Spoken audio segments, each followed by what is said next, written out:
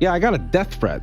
Because someone wanted to shoot me in the face. I was like, am I that ugly that people want to shoot me in the face? They're like, no, this guy. Like, what did I do? Pete Davidson. Men hate him. He's not funny. Look at him. He's disgusting. And women love him.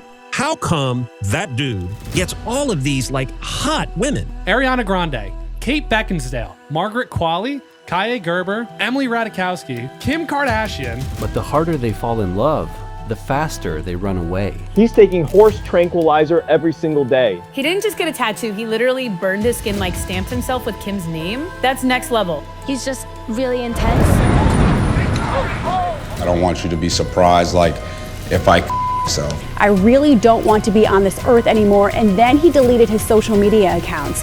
So what do women see in Pete Davidson? When you host SNL, the writers and actors on the show will pitch you ideas for stories. So you'll go, like, I went to Taryn's room first, and then I went to 80's room or something, and then I went to Pete's room. Yeah, I was just like listening to him pitch me ideas and stuff, and I was like, oh my God. Because Rashad was waiting for me outside to like take me to the next room. Was there a different energy about her? She said, I'm going to marry that man. You really said that? Just weeks after meeting, Pete and Ariana were engaged. Ariana couldn't get enough of him, drawn to a magnetic energy she couldn't explain. And for Pete, it was intoxicating. Overnight, he went from the young new comic on SNL to the fiancé of one of the biggest pop stars in the world. I feel like I won a contest. So sick. How are you handling it all right now? It's so funny walking down the street because like dudes are walking by and they're like, yeah. Like some dude came up to me, he was like, yo man, you like gave me hope. I was like, I didn't know I was that ugly. Oh my God, you are Jesus. That. Oh, no way. No, yeah, I'm a lucky mother. The engagement put Pete on cloud 9. From the time he was little, he dreamed of just one thing.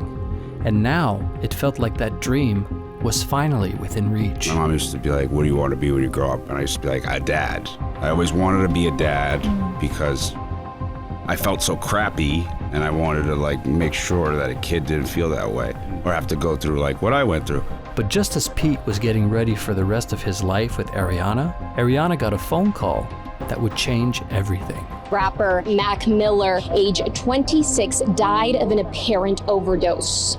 Just weeks before Ariana met Pete, she ended a 2-year relationship with Mac Miller.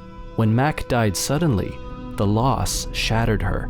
Mental health is so important. People don't pay enough mind to it, into like what's happening inside. You know, I'm so sorry, I'm falling apart. Ariana was overcome with grief, and Pete found himself in the middle, doing everything he could to support his fiancée. I totally got it, because we were only together for a few months. She'd even tell you this. Like, I was like, listen, I was like, I get it, do whatever you gotta do, I'll be here. I literally said, like, I think I said I'll be here until, like, you don't want me to be here. She really loved the out of him, and she wasn't, like, you know, putting on a show or anything. She, that was up. Swallowed by her grief, Ariana called off her engagement to Pete. With his fiancée gone and his future dreams shattered, Pete began to spiral. Pete Davidson's public mental health battle. The actor appearing briefly on the show this weekend, hours after a startling Instagram post that led police to check on him. He posted that troubling message writing, I really don't want to be on this earth anymore, and then he deleted his social media accounts. His ex-fiancée, Ariana Grande, was so concerned that she rushed to the SNL studios. I was just like crying. I was just like, I always feel like the walls are gonna close in or something's gonna be ripped out. While Pete was struggling to keep his life together, Ariana spoke out in a shocking interview. Then my buddy told me, he's like, yo, I've recently heard that Ariana said she had no idea who you were and she just dated you as a distraction. Where did she say this stuff? To her friends in the confidence of her own home? No, she said it on the cover of Vogue magazine. It was one thing to lose Ariana to grief, but it was another to realize their entire relationship may have been nothing more than a distraction. For Pete, it reopened a wound he had spent his whole life trying to bury. My dad told me he was gonna pick me up from school on 9/11. I got picked up by my mom. She didn't tell me what was going on for like 3 days. And she kept telling me, Dad's at work, coming home, whatever. I had no idea. And then I watched, my mom was like, you're just grounded, you're not allowed to watch TV. And I was like, what? Like, I didn't do anything. And then one night I turned on the TV and I just saw my dad on TV. This is Ladder 118, a fire truck crossing the Brooklyn Bridge towards the 2 burning towers, not knowing this will be their last run. Okay, and they're like, these are all the firemen that are like dead and all that. I was like, and then I had to talk to my mom. And it was weird because like we didn't know he was dead for like 3 weeks. They were finding people, you know, they're pulling people out of shit, and there was just some sort of hope, and like it was just up and down, and so nobody knew the right way to deal with it. And you know, whether or not that's right or wrong, it still kid up. His dad was a comedian himself. Like he was the jokester in the firehouse, and Pete did everything with him. They just really had a bond. So when you were a kid, did you go to the firehouse and I went a bunch. Yeah. I really liked the firehouse. I thought it was like really great, cool. yeah. They're like little heroes. Mm-hmm. You know, everybody loves firemen. So then when did it really sort of like sink in? A lot of it I don't remember, but I know it was like probably a week or two where we were just like, everybody, you know. Devastated. Yeah. There's no way to replace that guy, you know, like he really took it really hard. I stopped going to the firehouse. Yeah, the New York way of dealing with things is like, your dad's dead, got a PS3 with the new Madden though.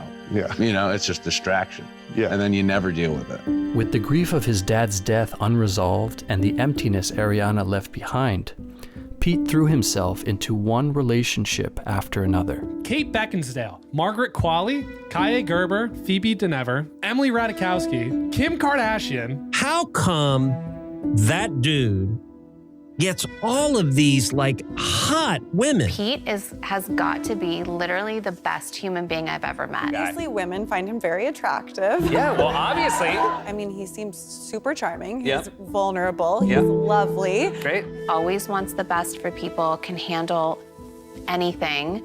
Always does it with grace. Like, he's really, really thoughtful and humble and just so genuine. I would say the perfect word to describe Pete is genuine. At first, Pete's charm is undeniable. But over time, another side of him begins to surface. He posted this the selfie, sort of, right? And they're reading into it saying that there's a tattoo that says Kim. This one is it's not, that one, the Kim one, isn't a tattoo. It's actually a branding. Like a branding, because let me explain it. Because when I was with you the other day, you definitely seem like you're comfortably drinking a little bit. Oh, party's back on, Pete. Party's back on. Yeah, no, Pete's back. Yeah, I found out I had a mental disorder. I thought I had a drug problem. Yeah, it's a completely different thing. You could be sad and do drugs at the same time, evidently. I was taking ketamine daily. It was magical. We're being told is that Pete is really kind of lashing out at a lot of people that are close to him. It just got to a point where like people I really cared about were like, I will not you anymore. It just was, there were people that I was like, oh, okay, if you're saying this to me, then like I should, it's real. When Pete saw that even the people who loved him most were ready to walk away, he knew it was time to change. He checked himself into rehab, where he finally confronted the grief of losing his dad. Watching someone leave not knowing if they're gonna come back is the scariest thing ever. Yeah. So, you know, Dad says he's coming to pick you up. He doesn't. For life, I'm just like, I don't believe anyone. The definition of that is fear of abandonment. You actually have to trick your brain, because your brain, after a while, becomes used to trauma. It becomes used to being hurt, becomes used to being over. So you'll have that mentality and have that attitude. And you might even like make it happen because you're so insecure, and you might create a problem out of nothing. And that's a lot of times that's what's happened. When Pete came out of rehab, he knew he wanted to honor his dad in the best way he could. I always wanted to show where I'm coming from, pretty much like how a tragedy affects a family. And I think like there hasn't been many of those movies that are like really honest and transparent. I think the toughest thing that you could do to Pete is force him to be at a firehouse. That this was what he had been avoiding for a very long time. Seeing that in person was a lot. It was a way for me to close a chapter in my life that has been kind of haunting and just following me like a shadow for quite some time. And to be able to deal with those issues at that magnitude on the big screen and share this story with other people really helped me. After confronting his trauma, Pete was ready to turn the page. He set out on a full cleanse, stepping away from harmful substances, women, social media, and even the tattoos that had once been his trademark. Now, you said you removed all your tattoos. What made you want to do that, and what was that process like? My tattoos sucked. They were all drug-fueled, and I was just looking at myself in the mirror once in rehab. For the first time when I was sober, and I was just like, oh no. Like, what did I do? I think tattoos are cool. I realize most people's tattoos are meaningful, and mine just weren't. So I started burning them off. After years of chaos, Pete stepped back into dating with a new sense of purpose, and his childhood dream finally came true. Very exciting news. You're about to be a dad. Yeah. I did it. You did it.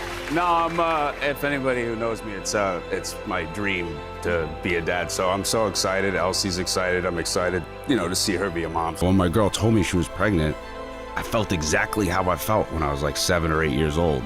I'm in a really good place finally. It is tough, but yeah, it's worth it. It's worth it, and it's necessary. Like, you gotta grow.